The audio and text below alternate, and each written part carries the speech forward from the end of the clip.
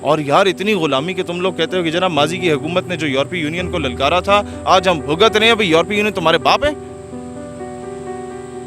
میں نہیں چاہتا دشمنیاں کرو ان ملکوں کے ساتھ. امریکہ کو یورپ کو بھائی بناؤ نا, باپ تو نہ بناؤ. یہ حال ہو چکا ہے. جب اوپر بھکاری بیٹھے ہوتے ہیں نا تو پوری قوم کو بھکاری بنا کے رکھ دیتے ہیں. ملیشیا تمہیں 70-80 روپے کا, انڈونیشیا تمہیں تیل دینے کو تیار ہے تمہیں, اور عرب کنٹریز میں سے کئی ایسی ہیں جو آدھے سے بھی آدھے داموں پہ تیل دینے کو تیار ہیں. سوال یہ پیدا ہوتا ہے کہ ان سے کیوں نہیں لیتے؟ کیونکہ باپ ناراض ہوتا ہے. جب آپ کے بزنس اس باپ کی گود میں چل رہے ہوں, جب آپ کے بچوں کی جائیدادیں اور ان کی رہائش وہاں پر ہو, تو پھر آپ کی فارن پالیسی افیکٹ ہوتی ہے. آپ ان کے بارے میں نہیں بول سکتے. ان سب کے اکاؤنٹ چیک کرو, ان کے بچوں کے اکاؤنٹ چیک کرو کہ 2-2 لاکھ 2.5 لاکھ کے کیمرے ایم پی اے کی تنخواہ ہوتی ہے, تو یہ اربوں خربوں کے اثاثے کہاں سے آگے؟ باپ کا مال تھا.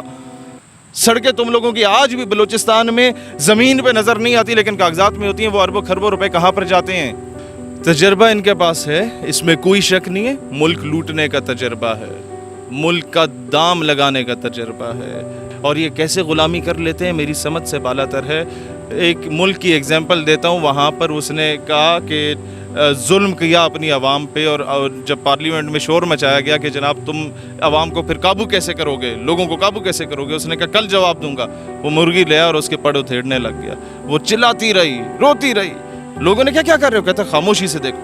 وہ چلاتی رہی اور وہ پڑ ادھیڑتا رہا. اتنے میں مرغی برہنہ ہوگی, اس نے پٹک کے زمین پہ مارا. وہ روتی رہی اور پورے پارلیمان میں شور مچا. اس نے کہا خاموش ہو جاؤ. اس نے چلنا شروع کیا اور جیب سے دانے نکال کے پھینکنا شروع کر دیے. مرغی پیچھے پیچھے جاتی جاتی پھر اس کی گود میں جا کے بیٹھ گئی جہاں وہ بیٹھا. یہ دنیا میں مسلمانوں کو برہنہ کر کے مارا جاتا ہے, ذلیل و رسوا کیا جاتا ہے, اور پھر ہمارے ان حکمرانوں کے آگے ہڈی پھینک دی جاتی ہے, اور یہ پھر دم ہلاتے ہلاتے ان کی گود میں بیٹھ جاتے ہیں, جانتے ہوئے بھی کہ یہ مغرب جس نے کون سا ظلم ہے جو نہیں کیا ہم لوگوں پہ, کون سا ظلم ہے. اور پھر آپ یہ دیکھو یار, چائنا جیسا دوست جس پہ ہمارا بھرم ہوا کرتا تھا, اس چائنا نے پورے 15-20 ممالک کی 3 کانفرنسز بلائی, اس میں ہمیں نہیں پوچھا. یہ فارن پالیسی ہے تم لوگوں کی. روس نے جواب دینا شروع کر دیا ابھی تو ہمیں. افغانستان جس کو آزادی ہماری وجہ سے دوبارہ ملی, وہ ہم لوگوں پہ جان چھڑکتے ہیں. جن لوگوں کی وہاں حکومت ہے, $90 پر ٹن کول دیتا ہے وہ. شہباز شریف نے کہا ہم افغانستان سے خریدیں گے, اس نے ریٹ بڑھا کے کہہ دیا $200 پر ٹن دیں گے. کیوں کر رہے ہیں افغانی ہمارے ساتھ ایسا؟ کیونکہ وہ تم لوگوں سے نفرت کرتے ہیں کہ تم لوگ ان کی گود میں بیٹھے ہوئے ہو جن کے خلاف ہم 20 سال لڑتے رہے ہیں. ملکی حالات ہیں جو, ان حالات کو دیکھ کے آپ اس حکومت کے بارے میں کیا کہنا چاہیں گے؟ یار میں کیا کہوں اس حکومت کے بارے میں. ایک بندہ کرائے کے مکان میں رہتا ہے, وہ کرایہ دے مکان کا, بچوں کی فیسیں پے کرے, اپنے وہ ہونے حال بچے کو اس کے لیے دودھ پورے کرے, پیمپر پورے کرے, یا خودکشی کر کے مر جائے. کیا کرے بیچارہ؟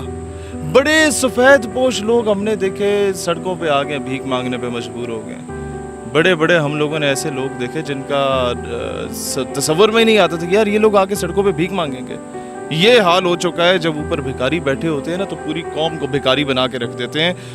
اور یہ اس حکومت کے بارے میں آپ لوگوں کو میں کس منہ سے بتاؤں کہ 5 سال یہ فوج کو گالی دیتے ہیں, پھر آ کے بوٹ پالش کرتے ہیں. 5 سال یہ ملک کے اداروں کو بلیک میل کرتے ہیں, پھر آ کے ان کے پہلے گالیاں دیں گے, ان کے کیچڑ اچھالیں گے, ایک سپاہی کو گالی دیں گے, پھر جب رجیم چینج ہوتی ہے آ کے بوٹ پالش کرنے میں لگ جاتے ہیں.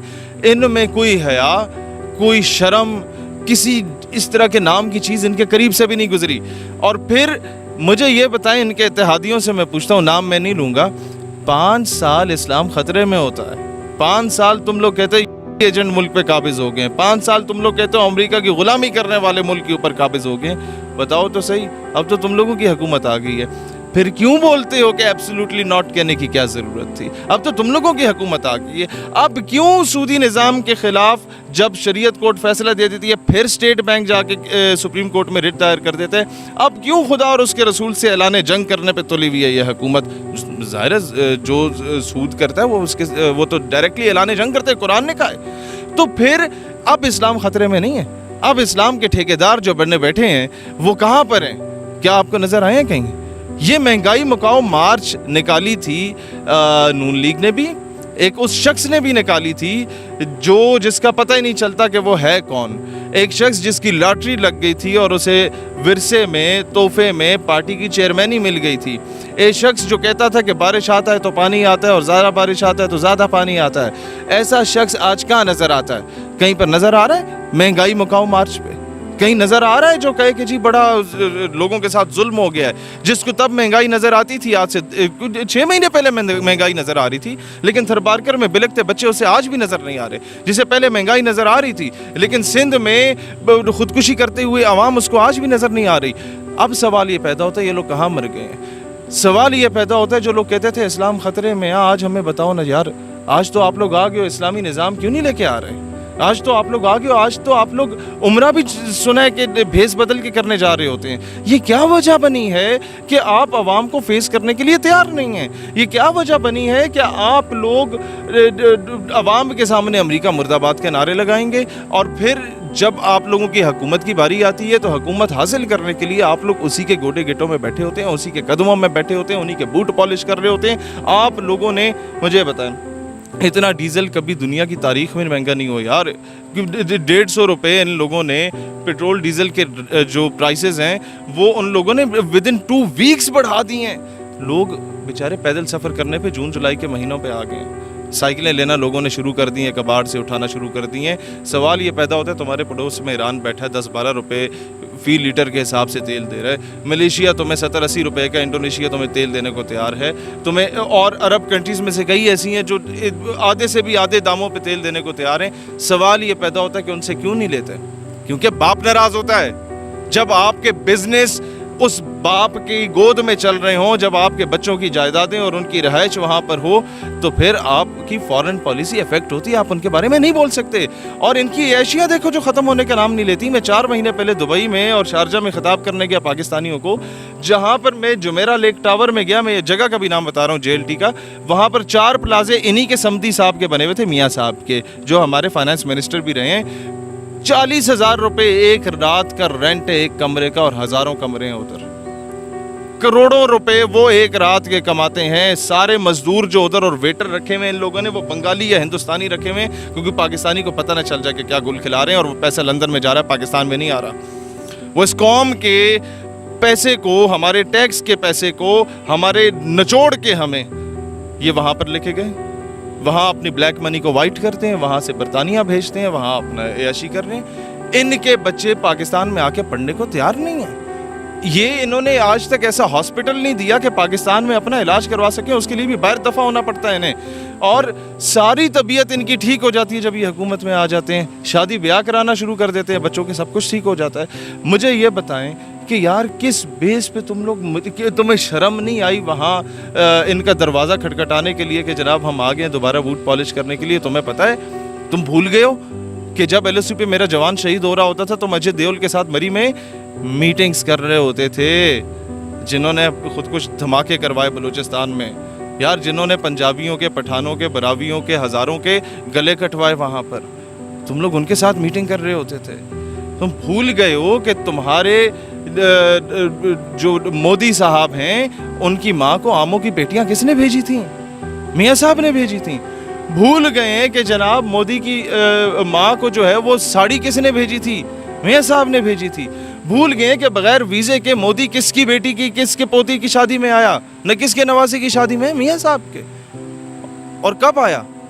جب کشمیریوں کے گلے کاٹے جا رہے تھے، جب LOC پہ میرے جوانوں کو شہید کیا جا رہا تھا، جب LOC پہ اس پار کے کشمیر پہ بھی اور اس پار کے کشمیر پہ بھی، وہ مقبوضہ کشمیر بھی اور آزاد کشمیر بھی، دونوں طرف گولہ باری کی جا رہی تھی ہندوستان کی جانب سے، وہاں پر گھروں میں کنڈیاں لگانے کی اجازت نہیں دی جاتی مقبوضہ کشمیر میں، اس کے باوجود یہ لوگ مراسم بڑھا رہے ہیں کیونکہ ان کے بچوں کے اور ان کے کاروبار ان کے ساتھ چل رہے ہیں۔ پاکستان آنے کو یہ لوگ تیار نہیں ہوتے، اور یہ تو میں کہتا ہوں آپ لوگ لا بنائیں، سرکاری ملازم اور سینئر آفیسر یہ لوگ، ان کے بچے تب تک سرکاری اسکولوں میں پڑھیں جب تک میٹرک میں نہیں ہوتے، میٹرک کرنے تک یہ کسان مزدور ہاری کے بچے کے ساتھ پڑھیں گے تو 2 نہیں 1 پاکستان والا نیریٹو آئے گا۔ ان کو تو ریٹائرمنٹ کے بعد ملک سے باہر جانے کی اجازت نہ دی جائے، پہلے ان کے اثاثہ جات چیک کیے جائیں کہ یار تمہارے پاس پیسہ کہاں سے آیا، بیگم کے پاس پیسہ کہاں سے آیا، تمہارے فرنٹ مین کے پاس پیسہ کہاں سے آیا، ان سب کے اکاؤنٹ چیک کرو، ان کے بچوں کے اکاؤنٹ چیک کرو کہ 2-2 لاکھ 2.5 لاکھ کے MNA MPA کی تنخواہ ہوتی ہے، تو یہ اربوں خربوں کے اثاثے کہاں سے آگے؟ باپ کا مال تھا۔ سڑکیں تم لوگوں کی آج بھی بلوچستان میں زمین پہ نظر نہیں آتی لیکن کاغذات میں ہوتی ہیں، وہ اربوں خربوں روپے کہاں پر جاتے ہیں؟ اور غریب تو مر گیا بھائی جان، غریب کی تو پوچھو ہی نا۔ غریب اب کوئی بندہ मैं कहता हूँ जो एक मीडियोकर होता था ना, मिडिल क्लास, वो भी बेचारा गुर्बत की लकीर से नीचे जा चुका है। बच्चे रोज़ाना बाप से सवाल पूछते हैं कि अब्बा जी चौथा दिन है, वही सब्ज़ी बन रही है एक ही किस्म की, उसी में पानी घोली जा रहे हो, क्या मामला है? बाप क्या जवाब दे उसे? ये 22 करोड़ अवाम हुकूमत और इनके इत्तेहादियों से पूछती है कि बोलते क्यों नहीं हो हक में मेरे, आबले पड़ गए ज़ुबान में क्या, किस लिए देखते हो उसकी तरफ, कोई रहता है आसमां में क्या?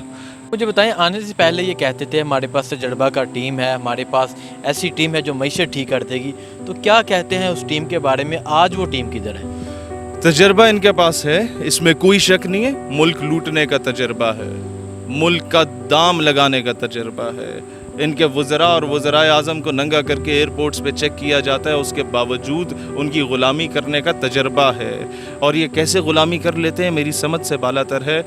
एक मुल्क की एग्जांपल देता हूँ, वहाँ पर उसने कहा कि जुल्म किया अपनी आवाम पे, और जब पार्लियामेंट में शोर मचाया गया कि जनाब तुम आवाम को फिर काबू कैसे करोगे, लोगों को काबू कैसे करोगे, उसने कहा कल जवाब दूंगा। वो मुर्गी ले आया और उसके पड़ उधेड़ने लग गया। वो चिल्लाती रही, रोती रही। लोगों ने क्या क्या कर रहे हो? कहता खामोशी से देखो।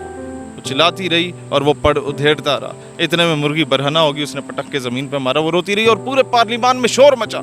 उसने कहा खामोश हो जाओ। उसने चलना शुरू किया और जेब से दाने निकाल के फेंकना शुरू कर दिए। मुर्गी पीछे पीछे जाती जाती फिर उसकी गोद में जाके बैठ गई जहाँ वो बैठा। ये दुनिया में मुसलमानों को बरहना करके मारा जाता है, जलील और रुस्वा किया जाता है, और फिर हमारे इन हुक्मरानों के आगे हड्डी फेंक दी जाती है और ये फिर दुम हिलाते हिलाते उनकी गोद में बैठ जाते हैं, जानते हुए भी कि ये मगरिब जिसने कौन सा जुल्म है जो नहीं किया हम लोगों पे, कौन सा जुल्म है। और फिर आप ये देखो यार, चाइना जैसा दोस्त जिस पे हमारा भरम हुआ करता था, उस चाइना ने पूरे 15-20 ममालिक की 3 कॉन्फ्रेंसेस बुलाई, उसमें हमें नहीं पूछा। ये फॉरेन पॉलिसी है तुम लोगों की। रूस ने जवाब देना शुरू कर दिया अभी तो हमें। अफगानिस्तान जिसको आज़ादी हमारी वजह से दोबारा मिली, वो हम लोगों पे जान छिड़कते हैं जिन लोगों की वहाँ हुकूमत है। $90 पर टन कोल देता है वो। शहबाज शरीफ ने कहा हम अफगानिस्तान से खरीदेंगे, उसने रेट बढ़ा के कह दिया $200 पर टन देंगे। क्यों कर रहे हैं अफगानी हमारे साथ ऐसा? क्योंकि वो तुम लोगों से नफरत करते हैं कि तुम लोग उनकी गोद में बैठे हुए हो जिनके खिलाफ हम 20 साल लड़ते रहे हैं। यार क्यों कौम को बेच रहे हो?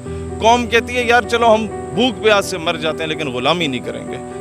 तुम लोग भूख प्यास से भी मार रहे हो, तुम लोग गुलामी भी कर रहे हो। तो समझ से बालातर है, लोगों का मोराल डाउन हो चुका है। लोग कह रहे हैं कि अगले 20 साल तक शायद कोई इस गुलामी से निजात नहीं दिलवा सकेगा।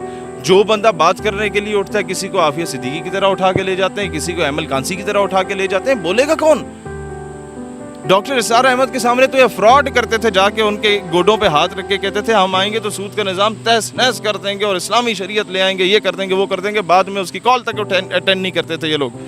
डॉक्टर आफिया की माँ के साथ बैठ के रोया करता था नवाज शरीफ के, मैं लेके आऊँगा। दूसरी बार हुकूमत में, तीसरी बार हुकूमत में आ गए, किधर है? नाम लेने वाले ही कोई नहीं है। और यार इतनी गुलामी के तुम लोग कहते हो कि जनाब माजी की हुकूमत ने जो यूरोपीय यूनियन को ललकारा था, आज हम भुगत रहे हैं। भाई यूरोपीय यूनियन तुम्हारे बाप है? मैं नहीं चाहता दुश्मनियां करो उन मुल्कों के साथ। अमेरिका को, यूरोप को भाई बनाओ ना, बाप तो ना बनाओ। भाई और बाप में फ़र्क होता है। बहुत शुक्रिया।